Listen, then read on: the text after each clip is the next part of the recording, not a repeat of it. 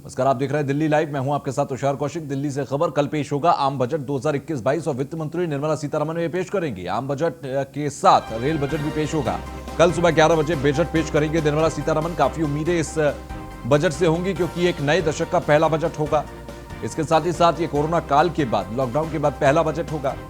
इसके साथ ही साथ ये बजट भविष्य की इबारतें लिखने के काम आएगा। साथ ही साथ अगर देखा जाए कोरोना काल का जो नुकसान है, जो आमदनी, ये जो आम आदमी की जेब पर इसका असर पड़ा, उन सबको तसल्ली देने का काम ये आम बजट करेगा। इसमें रेलवे सेक्टर से लेकर और एमएसएमई सेक्टर तक आप देखिए। इसके अलावा घर के किचन की बात कर लीजिए, गोल्ड की बात कर लीजिए, हर सेक्टर में इसका असर जरूर दिखेगा। और इस बजट की वजह से सरकार की कोशिश ये होगी कि आम आदमी के जेब में पैसा भी आए और आम आदमी खर्च भी करे। दोनों चीजों को देखना होगा। इसके अलावा इनकम टैक्स के स्लैब में भी काफी परिवर्तन हो सकते हैं। तो कल देश का पहला आम बजट इस दशक का आने वाला है। वित्त मंत्री निर्मला सीतारमण की ओर से पेश किए जाने वाले बजट में रेल बजट भी शामिल होता है। इस पर खासा ध्यान दिया जाता है। रेल यात्रियों को इस बजट से काफी उम्मीदें भी होती हैं। संवाददाता पीयूष तिवारी का एक रिपोर्ट इस पर आप दिखाते हैं। कहाँ से आप आ रहे हैं, कहाँ जाने वाले हैं और क्या कुछ सुधार चाहते हैं बजट पेश होने वाला है? मैं झारखंड से आ रहा हूँ, धनबाद से बेसिकली। और अभी जो आम आदमी, जो बहुत सारे आदमी तो रिजर्वेशन करके आते हैं तो उनके लिए ठीक है, लेकिन मुझे खास करके रक्षा मंत्री और वित्त मंत्री और जो रेलवे मिनिस्टर उनसे कहना है कि जो आगे में 3 डब्बा जनरल और 3 डब्बा पीछे जनरल लगाए, क्योंकि बहुत आदमी एट ए टाइम रिजर्वेशन नहीं होता है, ये बहुत परेशानी होती है। तो आगे में 3 डब्बा जनरल, किसी भी गाड़ी में, कोई भी गाड़ी हो, उसमें 3 डब्बा आगे जनरल और 3 डब्बा पीछे जनरल होना चाहिए। तो टिकट बुकिंग को लेकर भी परेशानी हो रही है या स्थितियाँ अब सामान्य हो गई हैं? टिकट बुकिंग तो हो रही है नॉर्मली, ठीक है, अच्छा है। और कैंसलेशन चार्जेस बहुत ज़्यादा है, जो कि 24 आवर्स का हम लोग अंदर में जो करते हैं तो 24 आवर्स में कम से कम उसे 90% कट जाती है। कोविड काल में पूरी दुनिया परेशान थी अपने रोजगार को लेकर या तमाम चीज़ों को लेकर, काफ़ी परेशानियाँ आई। लेकिन क्या लगता है मोदी कार्यकाल में कितना सुधार हुआ है रेलवे में? मोदी कार्यकाल में सुधार तो हुआ है। जैसे हम लोग कोविड में बहुत परेशान थे, लेकिन ट्रेन चलने से बहुत सुविधा मिली है। और फ़्लाइट चार्जेस भी उस वक्त बहुत ज़्यादा चार्जेस थी, लेकिन रेल चलने से हम लोग को आसानी मिली है। खान पान की व्यवस्था की कराई जाती है रेलवे की ओर से, उसमें क्या कुछ आप सुधार चाहते हैं या अभी बेहतर है? रेलवे में तो अभी ट्रेन में खान पान की सुविधा नहीं है। खान पान की सुविधा होनी चाहिए, क्योंकि ये बहुत ज़रूरी आइटम है। इसके लिए जो मैं सरकार से रिक्वेस्ट करना चाहता हूँ कि जो खान पान की सुविधा फिर से शुरू की जाए। वाईफाई की भी बात की जा रही है, क्या कुछ चाहते हैं डिजिटल तौर पे और क्या कुछ सुधार किए जाए सरकार की ओर से? डिजिटल में दिल्ली जंक्शन में खास करके तो वाईफाई की सुविधा उपलब्ध है, और भी कई जगह में वाईफाई की सुविधा होनी चाहिए। जी बिल्कुल, तो कहीं न कहीं यात्रियों का यही कहना है कि डिजिटल तौर पे और भी सुधार करने की ज़रूरत है और बजट से काफ़ी उम्मीदें हैं यात्रियों को। मैं न्यूज़ वन इंडिया के लिए पीयूष तिवारी, नई दिल्ली। कहाँ से आप? तो रेलवे स्टेशन पर कुलियों पर भारी लॉकडाउन की मार पड़ी और लॉकडाउन की मार सबसे ज्यादा इन लोगों पर देखने को मिली। महीनों तक बंद ट्रेनों के संचालन के बाद कुली बजट को लेकर क्या सोचते हैं, पीयूष तिवारी की रिपोर्ट देखिए। का बजट आने वाला है और हमारे साथ कुछ लोग मौजूद हैं जो कुली का काम करते हैं। हम इस वक्त नई दिल्ली रेलवे स्टेशन पे मौजूद हैं। क्या कुछ मांग करते हैं आप लोग इस रेल बजट से, क्या कुछ उम्मीदें हैं आप लोगों की? हमें तो साहब इस रेल बजट से तो काफ़ी उम्मीद है, भारत सरकार से ही काफ़ी उम्मीद है, पर हम जब से उम्मीद करते हैं आज तक कुछ मिला नहीं है। भारतीय रेल ने जब ये मतलब हम जब से ये भारतीय रेल चली जब से ये काम करते आ रहे हैं, मगर हमें आज तक कुछ नहीं मिला है। हम भारतीय रेल से बस ये निवेदन करते हैं कि जो ये निजीकरण का मामला चल रहा है, उसमें जो एक ऐप चलाया है भारतीय रेल ने, डोर टू डोर का, जो मतलब घर से सामान उठाकर रेल के डब्बे तक पहुंचाना, तो ये हम तो ये निवेदन करते हैं कि रेल मंत्री साहब से कि इस ऐप को रोका जाए और हमारी जो रोजी रोटी जो दर पीढ़ी से हम करते आए हैं उसको ना छीना जाए। इस ऐप के थ्रू क्या क्या कुछ होगा इस ऐप के थ्रू, क्योंकि आप इतना डर रहे हैं इस ऐप से? इस ऐप की खूबी क्या है और क्या क्यों डर रहे हैं आप इस ऐप? इस ऐप की खूबी यह है, जब प्राइवेट लोग अगर यहाँ पे आएंगे काम करने के लिए, हम वैसे भी नई दिल्ली रेलवे स्टेशन पर 1235 आदमी कार्यरत हैं और 1200 आदमी कार्यरत है। इस स्टेशन पे इतना काम रहा नहीं। ये कोरोना काल में चलते हुए लोगों को मतलब सामान उठाना ही बंद कर लिया लोगों ने। पैसे नहीं रहे लोगों के पास, तो हमें कहाँ से कुली करेंगे? तो ये ऐप, जब ये ऐप आ गया यहाँ पे, तो हमें कौन करेगा? हमारा तो रोजी रोटी जो 50% जो भी कुछ काम मिल रहा है 100-200 रुपए का वो ले लेंगे। पर हम लोग कुली है, 20,000 लोगों के परिवार तक विरोध करते हैं। बिल्कुल, तो हमारे साथ और कुछ लोग मौजूद हैं। आप लोगों की क्या कुछ उम्मीदें हैं बजट से, क्या कुछ होना चाहिए रेलवे में? और बजट से तो ये होना चाहिए, हमारा काम का तो वैसे भी ट्रॉली भील चल गए, काम कम हो गया, तो हमको तो ग्रुप डी में दिया जाए। कंपनी मतलब जो ठेकेदार ला रहा है उसके बजाय मतलब ग्रुप डी में मतलब नौकरी दे दी जाए। आप लोगों को सरकारी नौकरी दे। जैसे पहले लालू जी ने दी थी हमको सरकारी नौकरी, उस हिसाब से हमको पीसीओएल से अनुरोध है कि मतलब हमको मतलब ग्रुप डी में नौकरी दी जाए। मतलब यही उम्मीद करके बैठे हैं सब भाई। जी बिल्कुल, तो बजट से काफ़ी उम्मीदें हैं जिनके कंधों पे यात्रियों का बोझ होता है। कहीं ना कहीं कोरोना काल की वजह से आर्थिक बोझ भी पड़ा है। न्यूज़ वन इंडिया के लिए पीयूष तिवारी, नई दिल्ली। तो बजट को लेकर आम लोगों के साथ साथ व्यापारी भी काफी उम्मीद लगाए बैठे हैं और इन व्यापारियों की क्या कुछ मांगे हैं वो भी आप सुनिए। इस पर आम लोगों के साथ साथ व्यापारियों के भी नजर बनी हुई है, काफी उम्मीदें लगाए बैठे हैं। हमारे साथ सरोजिनी नगर मिनी मार्केट एसोसिएशन के अध्यक्ष हैं अशोक रंधावा जी। सर, क्या कुछ उम्मीदें लगाए हैं बजट से? उम्मीद तो बहुत है कि सरकार कम से कम जो मिडिल क्लास के और जो हम छोटे दुकानदार हैं उनके बारे में कुछ सोचेगी, कोई अच्छा बजट लेके आएगी। सरकार का एक नारा था जी, 1 नेशन 1 टैक्स, कहाँ गया वो नारा? कुछ समझ से बाहर रहेगा। इतनी महंगाई हो गई है, तेल के भाव कहाँ चले गए हैंगे, पेट्रोल कहाँ चला गया, डीजल कहाँ चला गया, दिन पे दिन महंगाई बढ़ती जा रही हैगी। सरकार ने कई बार बोला, कोरोना काल में हम लोगों को 7-8 महीने हमने घर पे बैठ के खाया। यहाँ बोनी के लाले पड़े थे जब अनलॉकडाउन शुरू हुआ था। दिवाली के बाद थोड़ा सा कुछ जाके काम शुरू हुआ हैगा। लड़के जो थे गांव चले गए, दुकान में जो काम करने वाले थे उनको बुलाने में दिक्कत हैगी। अब धीरे धीरे ये जो महंगाई बढ़ रही हैगी, ये जो हो रहा हैगा, कुछ कई बार तो समझ से बाहर हो जाता है कि आखिर सरकार कर क्या रही हैगी। और लोग मौजूद है। सर, आपको क्या उम्मीद है बजट से? और अभी कैट की मांग है कि ई कॉमर्स पे भी रेगुलेट करे सरकार, इस पर आप क्या कुछ कहेंगे? टैक्सेशन एक सरकारी महकमा बहुत ज़रूरी है, फाइनेंस की तरफ से मैं मानता हूँ। लेकिन सरकार से उम्मीद ये है कि जैसे पेट्रोल के दाम बढ़े हुए हैं, रॉ मटेरियल्स के, पल्सेस के, ग्रेन्स एंड ऑल दैट, इन सब के ऊपर कंट्रोल होना चाहिए। 50 की चीज़ अगर 150 की बिकनी शुरू हो गई, दैट इज़ टू मच। 50 की 60-70 में तो समझ आती है, लेकिन ये नाराज़गी का विषय है कि इतनी महंगाई बढ़ गई है कि आउट ऑफ रीच होता जा रहा है किसी चीज़ का। ना मिडिल क्लास को बहुत मारा जा रहा है। सेकेंडली, सुनने में आ रहा है कि इस टाइम पर कोई भी बैंक ट्रांजैक्शन होगी तो वो भी चार्जेबल होगी। What is this? ये नाराज़गी का विषय है। हम सरकार से उम्मीद नहीं करते कि टैक्स लगाते जाओ, कोविड के मामले में मरे, अब भी मरे, आप क्या कर रहे हैं, क्यों कर रहे हैं, आपको पता है, but we want respect. Sir, Covid में काफ़ी नुकसान हुआ देश के साथ साथ व्यापारियों को भी हुआ। क्या कुछ लगता है कब तक रिकवर हो जाएंगे और इस बजट से क्या कुछ उम्मीदें हैं आप? रिकवर होने में तो बहुत टाइम लगेगा, अभी कम से कम 2 साल लगेंगे, क्योंकि हमें जीएसटी की छूट भी नहीं गई हुई है। जो हमें रिबेट मिलनी चाहिए थी, 6 महीने जो बंद हुआ है उसकी रिबेट मिलनी चाहिए थी, वो नहीं मिली। जो एक स्लैब है वो 5% का ही रहना चाहिए, 12% 18% का नहीं होना चाहिए, क्योंकि महंगाई के दौर पे जीएसटी, महंगी जो आइटम है उसमें कोई परचेजिंग पावर नहीं रह गई है।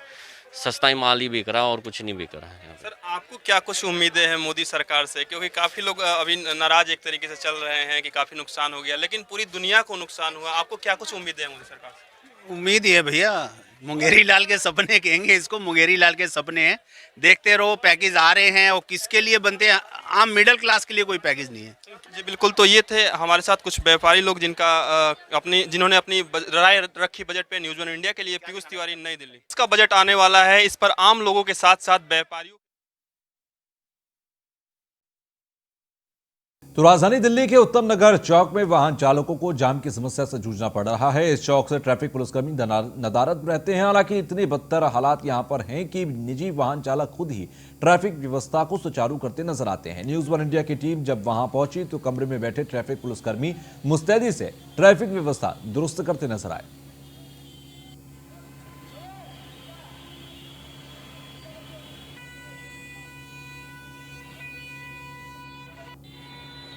तो ट्रैफिक पुलिस की लापरवाही से जनता किस कदर परेशान उत्तम नगर में है, ये आप तस्वीरों में देख सकते हैं। ऐसा नहीं है कि यहां पर ट्रैफिक पुलिस की तैनाती नहीं, बल्कि ट्रैफिक पुलिस के जो जवान हैं वो कमरे में आराम फरमाते नजर आते हैं।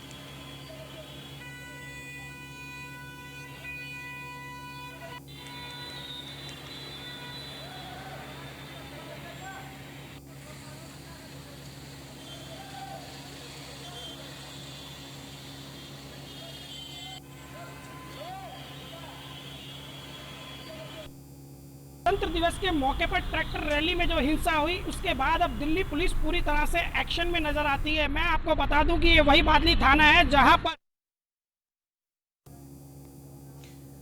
तो दिल्ली के मयूर विहार इलाके में RWA ने 26 जनवरी को ही घटना के खिलाफ मयूर विहार फेज 1 में शांति मार्च निकाला और उपद्रव मचाने वाले लोगों को सजा दिलाने की अपील की। साथ ही पुलिसकर्मियों के ऊपर हुए हमले की कड़ी निंदा करते हुए दोषियों के खिलाफ कार्रवाई की मांग की है।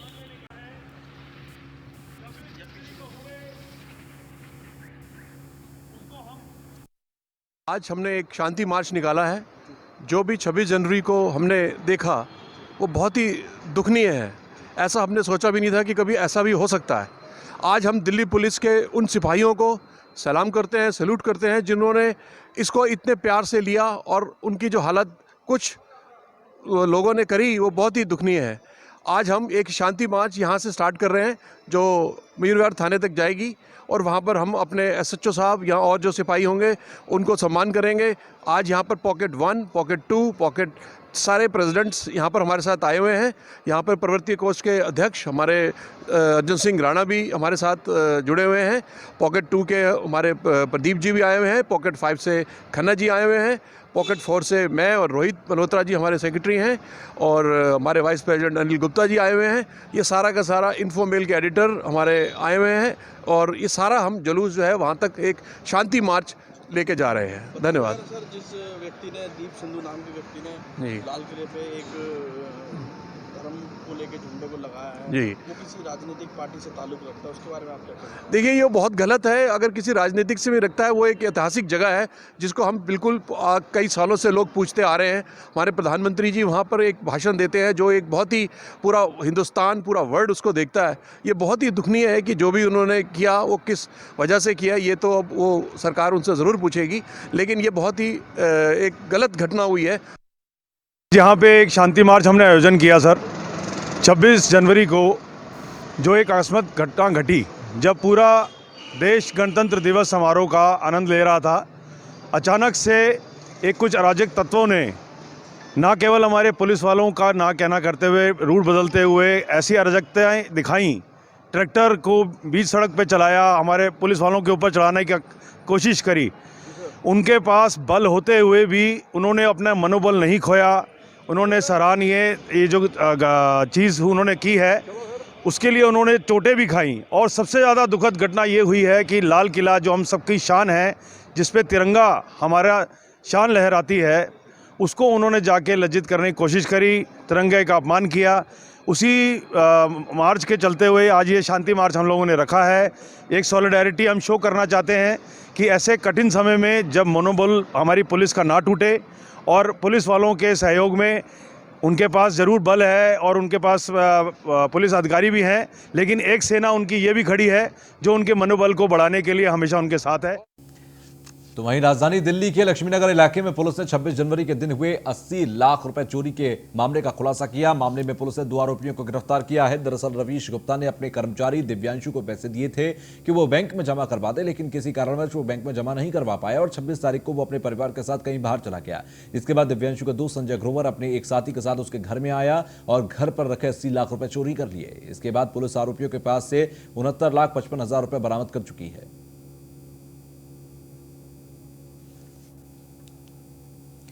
तो दिल्ली पुलिस ने 26 जनवरी के दिन ट्रैक्टर परेड के दौरान हुई हिंसा के सिलसिले में अब तक 38 मामले दर्ज किए और 84 लोगों को गिरफ्तार किया। 3 नए कृषि कानूनों के विरोध में निकाली गई ट्रैक्टर परेड में हिंसा की वजह से दिल्ली में 26 जनवरी के दिन अफरा तफरी मच गई थी। पुलिस के मुताबिक करीब 14 किसान नेताओं के नाम FIR में दर्ज किए गए। इन किसानों को देश छोड़ने की अनुमति दी नहीं है। आपको बता दें कि अभी पूरे मामले की जांच क्राइम ब्रांच को सौंपी गई है। दिल्ली पुलिस ने बताया कि दिल्ली पुलिस को आम जनता से ट्रैक्टर परेड हिंसा से संबंधित 1700 वीडियो क्लिप और CCTV फुटेज मिले हैं। इसके लिए अखबार में एक विज्ञापन के माध्यम से पुलिस ने लोगों से फुटेज देने की अपील की है। गणतंत्र दिवस के मौके पर ट्रैक्टर रैली में जो हिंसा हुई उसके बाद अब दिल्ली पुलिस पूरी तरह से एक्शन में नजर आती है। मैं आपको बता दूं कि ये वही बादली थाना है जहां पर दिल्ली पुलिस ने उस दिन हिंसा के कई मामले दर्ज किए हैं और साथ ही अगले दिन दिल्ली पुलिस ने सभी अखबारों में विज्ञापन के माध्यम से अपील की थी कि जो लोग मौका या वारदात पर मौजूद थे, चाहे वो स्थानीय नागरिक हो या फिर पत्रकार हो, वो लोग अपनी सीसीटीवी फुटेज को पुलिस तक पहुंचाए, जिससे पुलिस को वास्तविक गुनहगारों तक पहुंचने में मदद मिले और दूध का दूध पानी का पानी हो सके। उसी वानगी में करीब 1700 वीडियो दिल्ली पुलिस को मिले हैं और 38 FIR दर्ज कर 84 लोगों को हिरासत में लिया गया है। दिल्ली पुलिस इस मामले की तह तक जाने की पूरी कवायद में जुटी है और ये जानने की भी कोशिश में जुटी है कि आखिर वो कौन लोग थे जिन्होंने दिल्ली के माथे पर हिंसा का कलंक लगाया। मैं गुलशन सैफी, न्यूज़ 1 इंडिया, दिल्ली।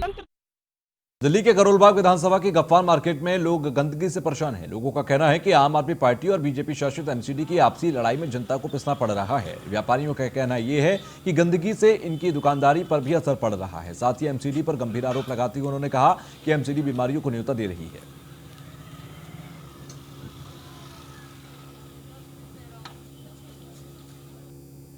हम दिखाएंगे दिल्ली के करोलबाग की हालत, जो कि इस समय करोलबाग गफ्फार मार्केट मक्खा रोड कूड़े की ढेर पर।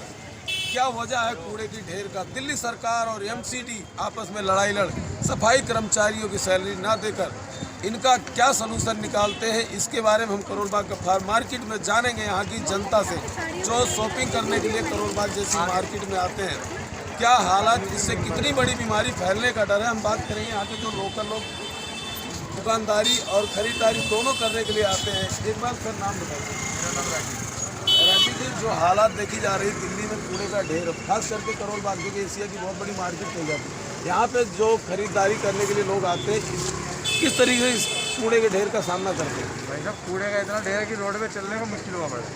अब देखेंगे तो रोड पे लोग चल भी नहीं पा रहे। अब ये आपस की लड़ाई है दिल्ली सरकार की, एमसीडी की, उसमें जनता परेशान हो रही है। पहले अभी कोरोना अभी तक गया नहीं है और ये नई बीमारी आ जाएगी कोई ना कोई। तो क्या लगता है कि दिल्ली सरकार और केंद्र शासित एमसीडी को मिलकर इसका हाँ जरूर करना चाहिए। जनता क्यों परेशान हो, जनता क्यों परेशान हो, इनकी आपस की लड़ाई में जनता क्यों परेशान हो? तो जिस तरीके से देखा गया है कि आज तीसरा हफ्ता है एमसीडी सफाई कर्मचारी हड़ताल पे है और देखते कि इलाके में चाहे करोलबाग हो चाहे पहाड़गंज हो, नॉर्थ एमसीडी की बात करें तो सबसे ज़्यादा गंदगी फैली हुई है। आप खुद सोचिए ना कि मेन मार्केट है, मेन बाजार है, जब उसकी ऐसी हालत हो रही है तो लोकल जो एरिया है उसकी कैसी हालत होगी? कितनी बड़ी बीमारी फैलने का डर है इसके बारे में क्या बताऊँ आपको, कितनी बीमारी। और भी लोग हैं हमारे साथ, इनको भी करते हैं। सर इसका नाम बताइए।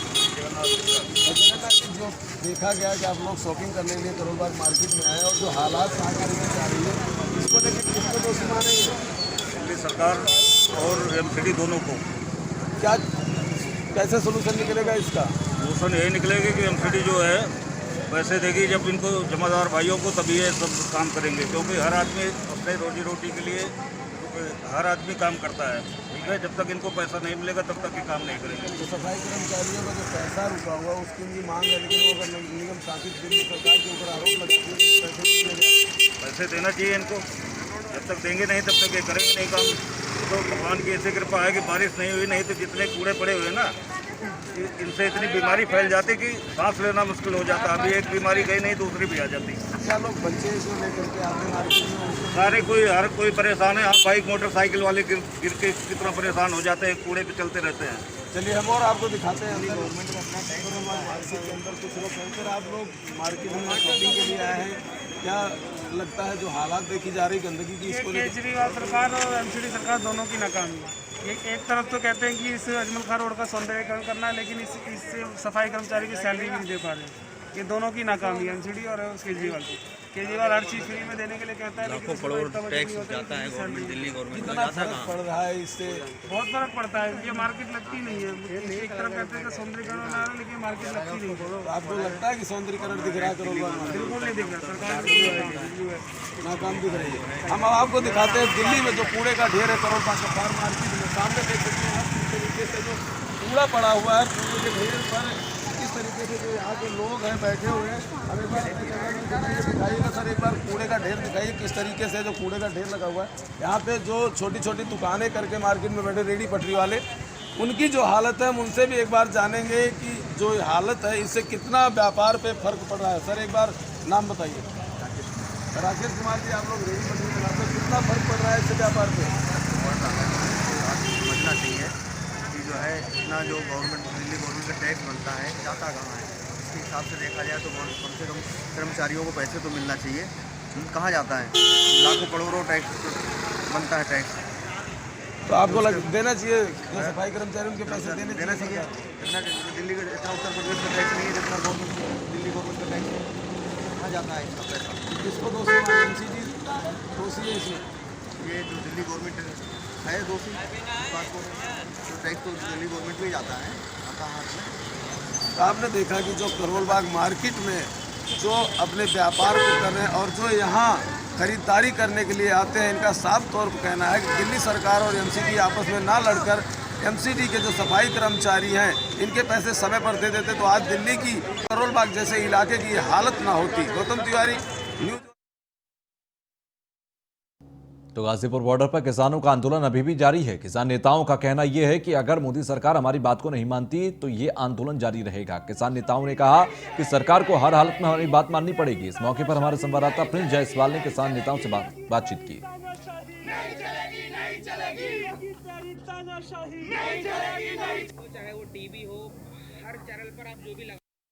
मैं प्रिंस जायसवाल और आप देख रहे हैं न्यूज ऑन इंडिया। इस वक्त हम खड़े हैं यूपी के गाजीपुर बॉर्डर में और यहाँ पे मैं आपको दिखाता हूँ किसान एकता मोर्चा, यानी हम यहाँ पे बात करने के लिए आए हैं किसान नेताओं से कि पूरा मामला इस को लेके क्या है और उनसे बात करेंगे कि पूरा मामला जो क्या है। जिस तरीके से 26 जनवरी पे ये सभी चीज़ें निकल के आई, तो अब इस पे क्या कहना है आपको?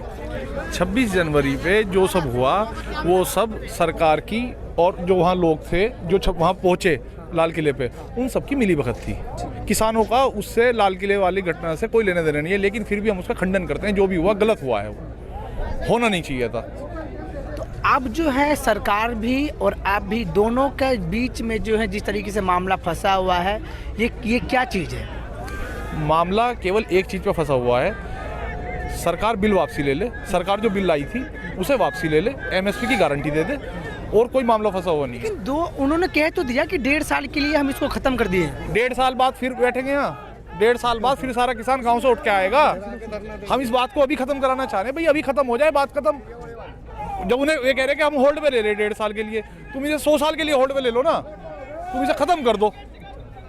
यानी अब कुछ किसानों का जो है ना दिल्ली की ओर कुछ करने का जो है कुछ बातें सामने आ रही, क्या सत्य है? दिल्ली की तरफ कुछ किसान गांव से निकल के धरना स्थल पे आएगा, यहाँ पे बैठेगा, उसके बाद जो भी नेतृत्व और रणनीति बनाएगा वो किसान करेगा।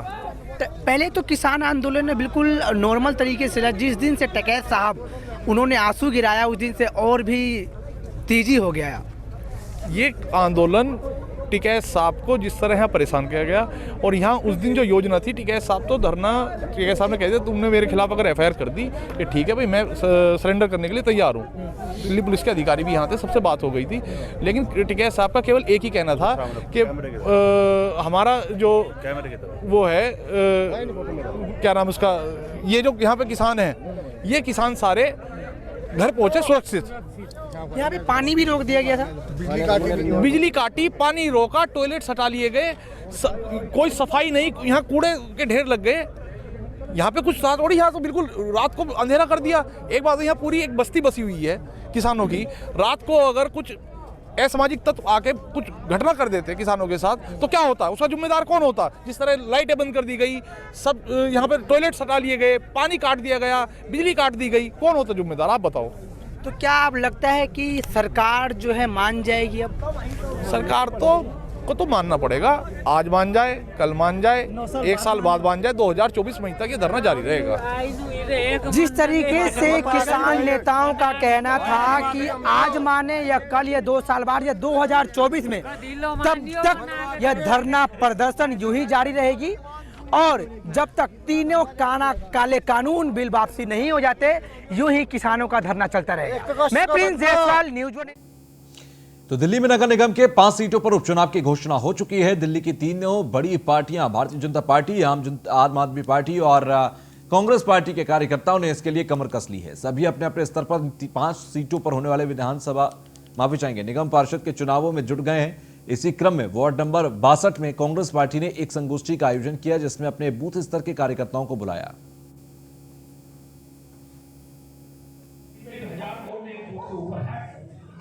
मैं ये बात इसलिए कह रहा हूँ क्योंकि हम सब यहाँ कांग्रेस परिवार है और सिर्फ इस वार्ड के लोग ज्यादा हैं। चुनाव हम लोगों ने लड़ना है, चुनाव आप लोगों ने लड़ना है। वो जो 5 लोग तो दिल्ली में सफाई कर्मचारियों की हड़ताल खत्म होने के बाद सड़कों पर से युद्ध स्तर पर सफाई का काम शुरू हो गया है। उत्तरी दिल्ली नगर निगम के महापौर ने खुद कूड़ा उठाकर सफाई कर्मचारियों का हौसला बढ़ाया। साथ ही सफाई कर्मचारियों का फूलों से स्वागत कर मिठाई भी खिलाई। महापौर से मिले सम्मान के बाद सफाई कर्मचारियों का हौसला बढ़ा। उन्होंने कहा कि जल्दी ही दिल्ली को स्वच्छ करने के लिए हम तत्पर हैं।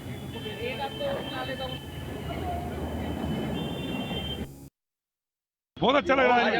आज मेयर साहब की मेमोरेबल है कि आज हम यहाँ तक पहुँचे हैं। अब आप क्योंकि जिस तरह से दिल्ली कूड़ा पूरी रात मेहनत कर रहे हैं, मतलब किस तरह से कूड़े को साफ करेंगे, कितनी चुनौती है अब आपके सामने? बहुत चुनौती है, लेकिन हम इनकी शक्ल देख के सब चुनौती स्वीकार कर लेंगे। आज सुबह से हम ग्राउंड जीरो पर उतरे हुए हैं। मैं सुबह 9 बजे से लगातार अलग अलग एरियो में जाकर राउंड ले रहा हूँ और सभी सफाई कर्मचारियों का मनोबल बढ़ाने के लिए, क्योंकि सब हड़ताल से वापस आए हैं और पिछले 20-22 दिन का पूरा सड़कों पर है, तो इनको मेहनत डबल ट्रिपल इनको मेहनत करनी पड़ेगी। लेकिन एज ए मेयर मैं इनके बीच में रह करके इनका मनोबल बढ़ाऊं, इसलिए आज मैंने इनका भी स्वागत भी किया है, मिठाई भी खिलाई है, इन्होंने भी मेरा स्वागत किया है, क्योंकि ये बड़ी चुनौती है। और हमारे मोदी जी का सपना है स्वच्छ भारत स्वस्थ भारत। इस स्वच्छ भारत स्वस्थ भारत को आगे बढ़ाने में सबसे बड़ा जो योगदान है वो सफाई कर्मचारियों का है। तो वहीं अररिया के अंदर सेविकाओं के चयन के लिए ली गई परीक्षा। प्रगति बाल विकास योजना तहत परीक्षा का आयोजन हुआ। प्रगति बाल विद्यालय एवं प्रगति शिशु विद्यालय में होगी बहाली। नरपतगंज के फुलकाहा कुन देवी उच्च विद्यालय में परीक्षा हुई। योजना में गरीब बच्चों को फ्री में शिक्षा दी जाती है। दक्षता परीक्षा में चयनित योग्य सेविका की नियुक्ति।